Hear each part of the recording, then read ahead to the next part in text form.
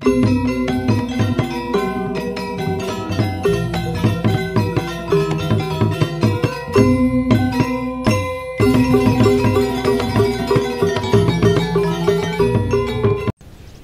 Swastiastu, Om Aripinamastu Namasidaya.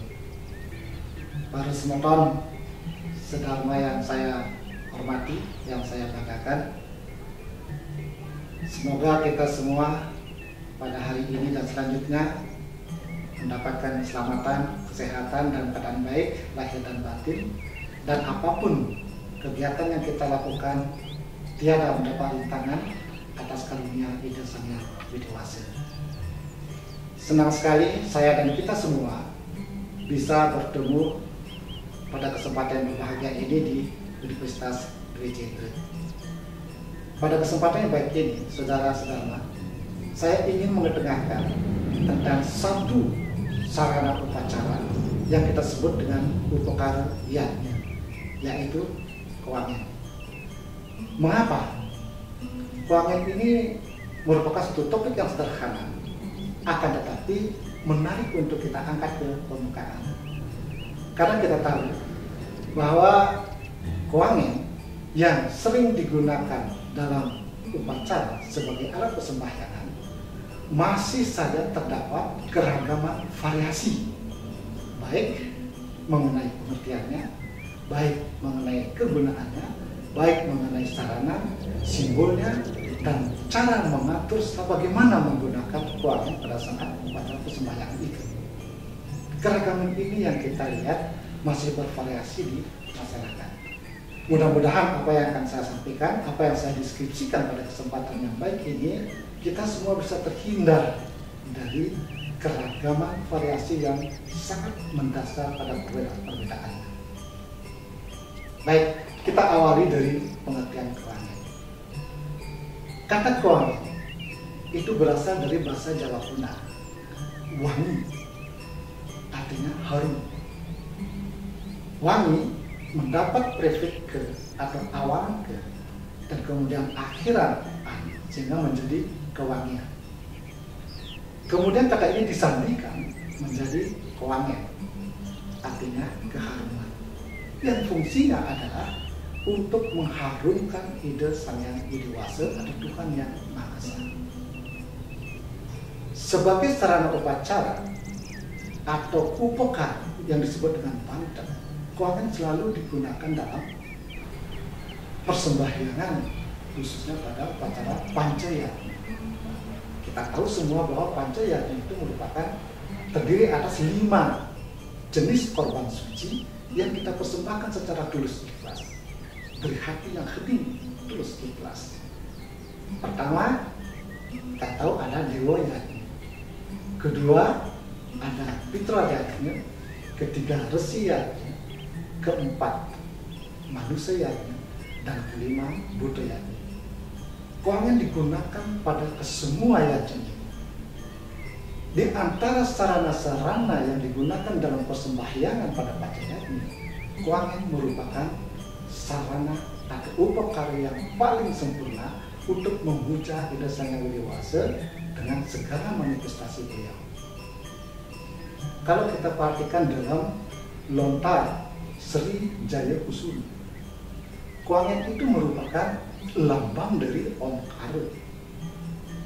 Omkara itu terdiri atas 3 aksara suci A, Om, dan Ma, yang merupakan aksara wicaksana. Kemudian jika kita perhatikan dalam lontar Berdarah Upanishad, kewangian justru dilambangkan sebagai Ida Sang Hyang Widiwasa. Nah, kita melihat dari kedua pustaka suci ini, dan kemudian kita lihat kewangian, betapa sangat nilai spiritual yang terkandung dalam kewangian itu. Sehingga tidak salah jika orang mengatakan bahwa kewangian merupakan upakara yang paling sempurna jika dibandingkan dengan sarana-sarana persembahyangan yang lain. Bagaimana kegunaan kewangian? Nah, tadi saya katakan sebagai salah satu sarana upacara. Sekarang kegunaannya. Kegunaan kewangian itu bisa kita lihat dalam Pancayatna. katakanlah sebagai pelengkap upakara dalam pancayatna itu. Pertama, dalam Dewa Yati kita bisa perhatikan bahwa kuangnya dapat digunakan untuk melengkapi banten tebasan, banten sesayut, dan juga banten perias cipta. Itu dalam Dewa Yati. Lalu bagaimana dengan dalam upacara resiatnya? Dalam upacara resiatnya kita bisa melihat kuangnya itu digunakan sebagai pelengkap banten tebasan. Agak beda sedikit dengan dalam upacara pitrayatnya yang ketiga. Pitrayatnya ini kuangnya digunakan untuk upacara menghidupkan mayat secara simbolis untuk yang akan dipacarakan, terutama pada persendian tubuhnya. Lain halnya dengan manusianya. Dalam manusianya justru kita melihat kuang yang digunakan pada upacara-upacara otonan, potong gigi, perkawinan, dan yang sejenisnya. Nah, sekarang yang terakhir, pada Budayatnya, urutan terakhir dari pancayatnya, persembahan yang kita berikan kepada para Buddha. Bagaimana kuang yang digunakan? Kuangnya digunakan pada saat upacara memakur dan juga mencaru dan sejenisnya. Itulah kegunaan kuangnya dalam pancayat. Sekarang satu persoalan yang penting untuk kita ketahui bersama, itu adalah sarana yang digunakan dalam kuangnya itu apa saja. Ini yang masih bervariasi juga. Saya ingin meluruskan dalam kesempatan yang berbahagia ini. Pertama, kita akan menggunakan daun pisang dalam kuang ini. Daun pisang yang dipotong kemudian dibuat dalam bentuk kojong yang lancip sehingga bentuk segitiga lancip. Setelah daun pisang, kita akan menggunakan pelawo. Pelawo ini terdiri atas daun yang sudah dipotong, terutama daun pandan agung atau daun andong dan sejenisnya. Setelah daun atau pelawo, kita juga menggunakan yang namanya porosan untuk dalam pakaian.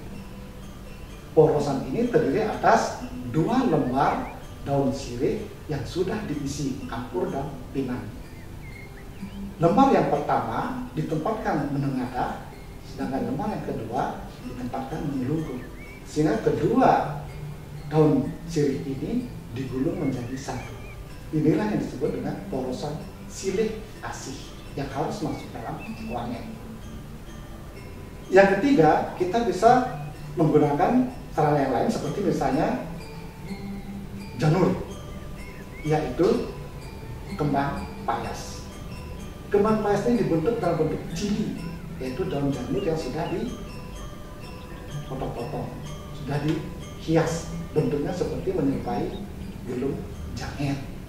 Ini yang perlu diisi dalam kuang. Baru kemudian sarana yang lain adalah bunga. Bunga ini yang dimaksud adalah bunga yang hidup, jangan bunga yang mati.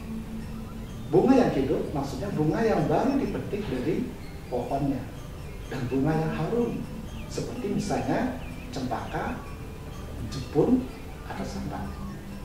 Ini bunga-bunga yang pokok bisa dipakai. Jangan menggunakan bunga yang mati. Bunga yang mati itu maksudnya bunga yang sudah jatuh dengan sendirinya dari pohonnya. Itu sudah dianggap bunga yang mati. Nah, itu mengenai bunga. Kemudian yang terakhir, perlu 2 kepeng uang bolong. Kalau di Bali dinamakan tis bolong. Ini yang terakhir perlu diisi di dalam kuangnya. Nah, bagaimana simbol-simbolnya ini? Apa sesungguhnya makna yang terkandung di dalam kuangnya ini, terutama pada sarana-sarana itu? Tadi saya katakan kojong. Kojong ini melambangkan Arde Chandra. Kemudian pelawo yang masuk ke dalam kuangnya itu melambangkan ketenangan. Ketenangan jiwa, ketenangan batin, ketenangan pikiran. Selanjutnya, payas atau kembang payas itu melambangkan ketulusan hati. bunga melambangkan keharuman. Kemudian uang kepeng itu melambangkan minum, saring pikayun, atau juga bisa katakan sebagai penebus segala kekurangan. Daun sirih itu sebagai lambang Omkara, ada aksara A, Om, di mana daun sirihnya itu adalah Wisnu lambangnya, kapurnya adalah Siwa, dan pinangnya adalah Brahma. Jadi porosan itu bukan satu hal yang sepele.